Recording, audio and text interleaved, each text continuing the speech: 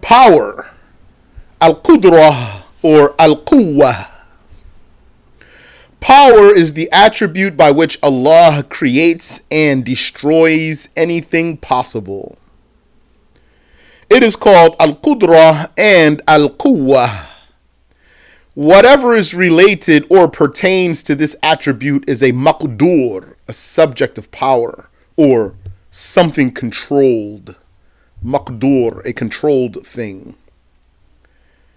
He said, Allah Ta'ala, that is, وَيَخْلُقُ مَا لَا تَعْلَمُونَ. He creates what you do not know. He has the power to make all creations die and to annihilate the existence of all things, and to multiply the number of creations many more times than they are, and to create duplicates of them. He has the power to send prophets to reveal books, and to make miracles occur for the prophets to prove their truthfulness. He has the power to resurrect and gather the creations, to reward them for obedience and punish them for sins. All of those possibilities have proof from the religious texts. The scholar said that the power is not related to the intellectual necessity or impossibility. The existence of Allah is necessary and not the result of someone creating. So, power is not related to the intellectually necessary. The impossible, like a partner for God, does not enter into existence. So, power is also not related to it. Some, like Ibn Hazm, think that saying power is not related to the necessary or the impossible is attributing weakness to him. He said that Allah has the power to take on a son, or else he would be weak and unable. This is not attributing weakness to Allah. Rather, his claim is a validation of the impossible. Ibn Hazm's claim validates or deems possible the impossible. And it is the question of the atheists and Christians. They say, can Allah create something like himself?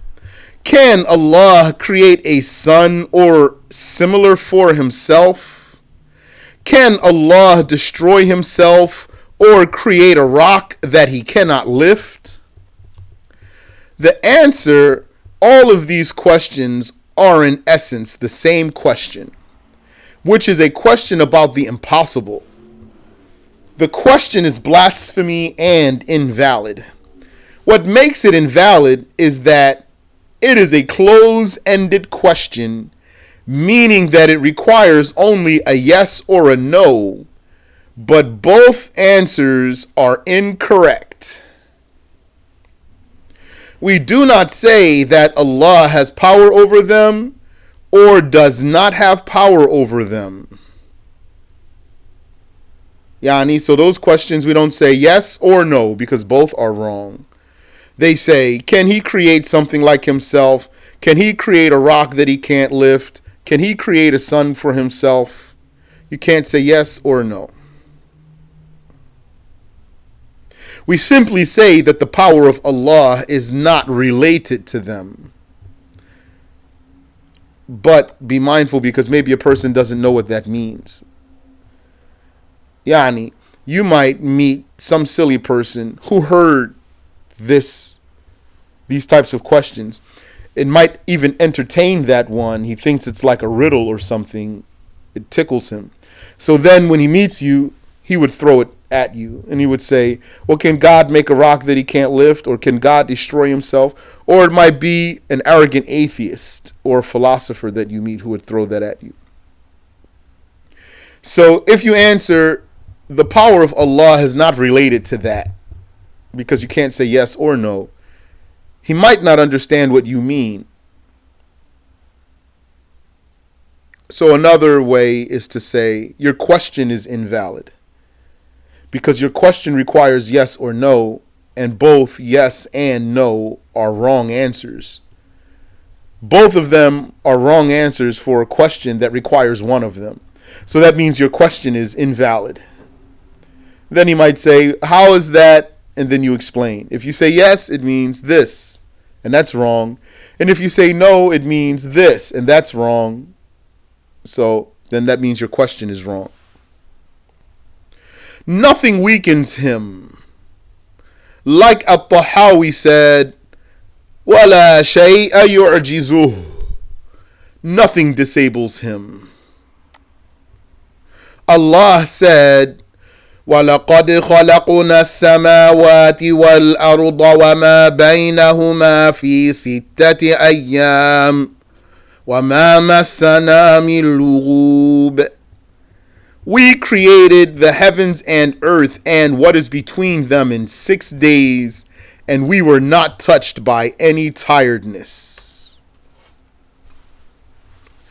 Allah also told us, لا تأخذه سنة ولا نوم. He is not taken by somnolence, that means drowsiness, or sleep. The theologian said that weakness, ajiz, is an existent attribute confirmed for the weak one or the unable one, the ajiz. An existent attribute. What does that mean? They're saying if you have weakness, then that weakness is something existing. It's not just a lack of power. It's not something missing. It's something existing. So they said it is an existent attribute that is confirmed for the weak one or the unable one. And it is the opposite of power. Likewise, some of them said death is what? Is it a confirmed attribute, or is it something is missing? It's the lack of life. Some of them said, in fact, death is a confirmed attribute, like life is a confirmed attribute. It's not merely the absence of life. The philosopher said it is the lack of power in what would have power. That's what weakness is, according to them.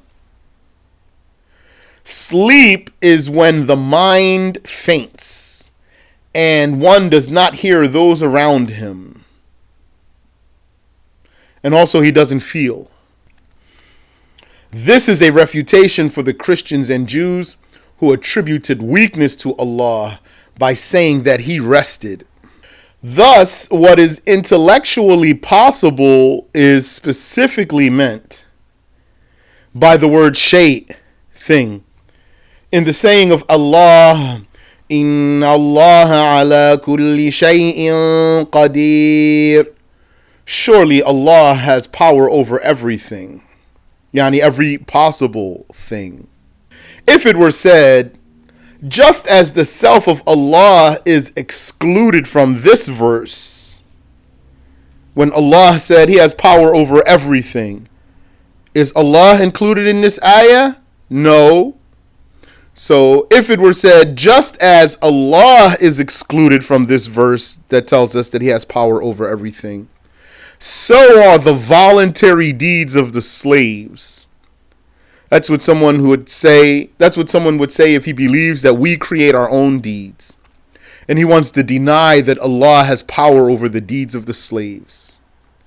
The answer is excluding the self of Allah from being included under the power of Allah is necessitated by definitive mental evidence. Yani, we have a proof for that. When we say Allah has power over everything, we don't include Allah himself in that, and we have evidence for that. As for the voluntary actions, it is not valid to give them the same mental judgment as the self of Allah and say that they are also not included, like the self of Allah is not included in this ayah. The difference is that what is irrational, such as God being created, because that's what it would mean if he had power over himself, then he would be created. So what is irrational, such as God being created, is not possible to be included in the expression. The ayah, is not possible that the ayah is talking about something that's irrational, which is God being created. However, deeds being created, actions of people and creatures being created, is not irrational. So they are included in the expression. Here is why it is not irrational. One, the argument against them is the exact argument against the atheistic Dahriya, the materialists. The atheists, those are atheists who believe that time affects things and everything is material.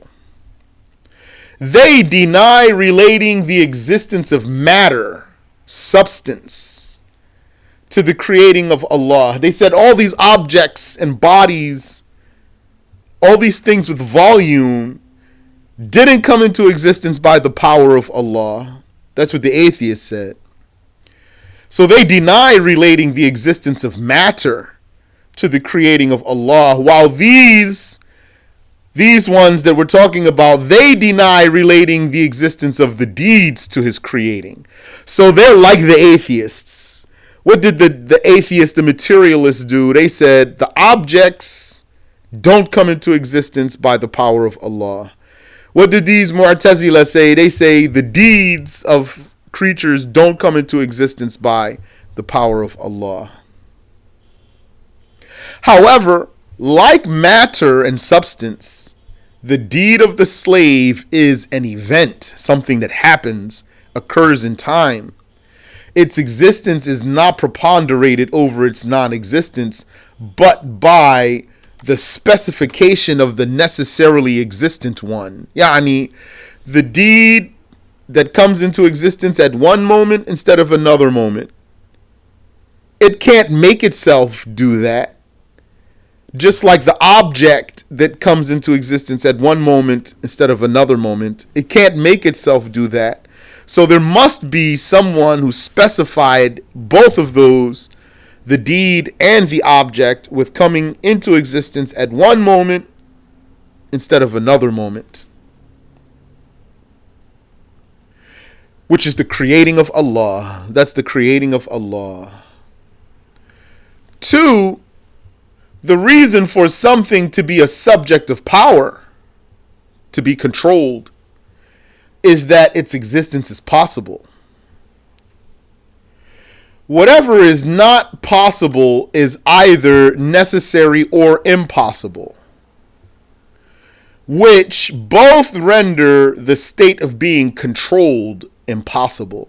You cannot control what necessarily exists or have power over what necessarily exists, because that's God. And you cannot control what is impossible, because it will never happen, or have power over what is impossible, because it will never happen. So for something to be a subject of power, it has to be possible.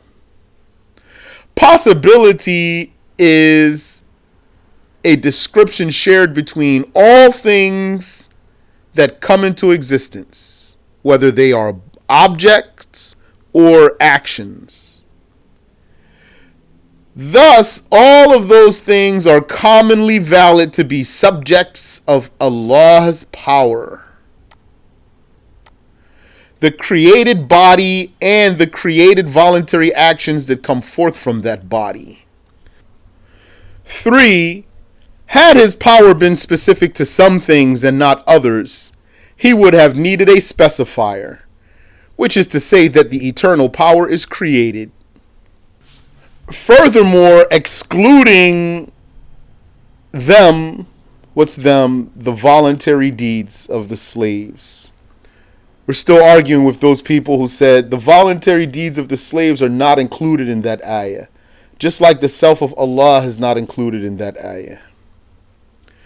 Excluding them, those voluntary deeds, nullifies the praise of God implied in the verse. in the ayah, وَهُوَ عَلَى كُلِّ شَيْءٍ قَدِيرٌ. He has power over everything. There's a praise of God in this ayah.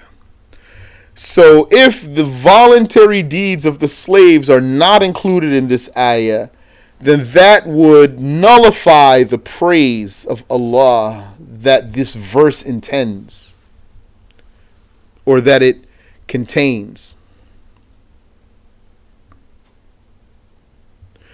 The true praise of God in this verse is singling him out, making him unique, with being the only one who created anything. No one else created anything. The slaves did not create their own voluntary deeds.